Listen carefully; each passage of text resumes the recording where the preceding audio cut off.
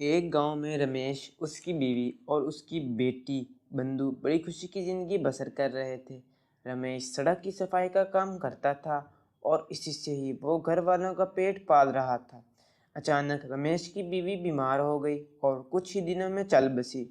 अब रमेश और बंधु अकेले रह गए थे। रमेश कुछ दिन काम पर नहीं गया और अपनी बेटी बंधु की देखभाल करता रहा। लेकिन कुछ ही दिनों बाद रमेश के पैसे खत्म हो गए और उसे काम पर मजबूरन जाना पड़ा। बंधु अब पीछे अकेली रह गई थी। वो माँ को याद करके रोती थी।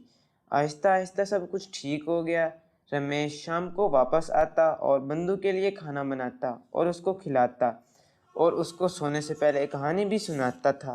एक दिन बंधु अपनी दोस्त की तरफ खेलने गई। उसकी दोस्त बहुत अमीर थी।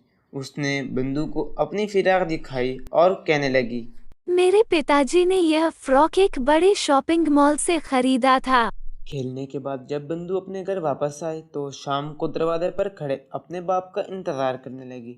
शाम को रमेश जब घर आया तो बंधु उसे कहने लगी, मुझे महंगा फ्रॉक चाहिए।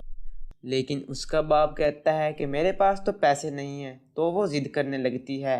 हर शाम बंधु अपने बाप का इंतज़ार करती है कि उसके अब्बा आज उसके लिए फ़िराक लाएंगे, लेकिन रमेश पैसे न होने की वजह से फ़िराक नहीं खरीद सकता था। एक दिन रमेश किसी न किसी तरीके से पैसे जमा कर लेता है और बंधु के लिए फ़िराक खरीदता है। वो ये फ़िराक उसे नहीं दिखाता। बंधु जब देखती है कि उसके अब्बा आज भी कुछ नहीं लाए तो वो रूठ जाती है।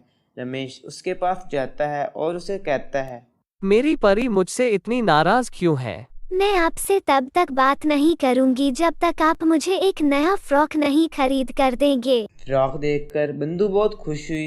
रमेश भी अपनी बेटी को देखकर बहुत खुश हुआ। अगले दिन ऐलान होने लगा कि देश में कोरोना वायरस फैल चुका है, इसलिए लोगों को घर से बाहर ना निकलने की बात कही जा रही है। यह वायरस बहुत खतरनाक है और घातक हो सकता है। अगले दिन जब रमेश काम पर जाने लगता है तो उसकी बेटी बंधु उसको कहती है, पापा, बाहर कोरोना वायरस है, आपको बाहर नहीं जाना चाहिए। अगर आपको कुछ हो गया तो मैं क्या करूंगी? तुम्हें चिंता नहीं करनी चाहिए।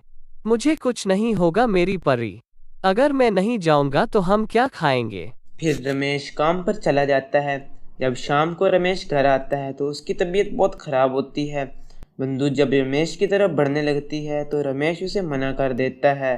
फिर रमेश अलग कमरे में चला जाता है और सो जाता है। बंधु के लिए रोने लग जाती है, लेकिन रमेश बीमार होने के बावजूद भी काम पर जाता रहता है। एक दिन रमेश वापस नहीं आता तो बंधु बाप को ढूंढते हुए सड़क पर निकल जाती है। बाहर वो सड़क पर देखती है कि उसका बाप सड़क पर मरा पड़ा है। बंधु अपने बाप के पास बैठ जाती है और रोने लगती है। वहाँ से एक आदमी गुजरता है। उसे बंधु को देखकर बहुत बुरा लगता है।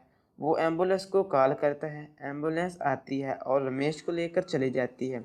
फिर वो आदमी बंधु को अपने साथ ले जाता है और उसे अपनी बेटी बनाकर उसकी देखभाल करने लग जाता है।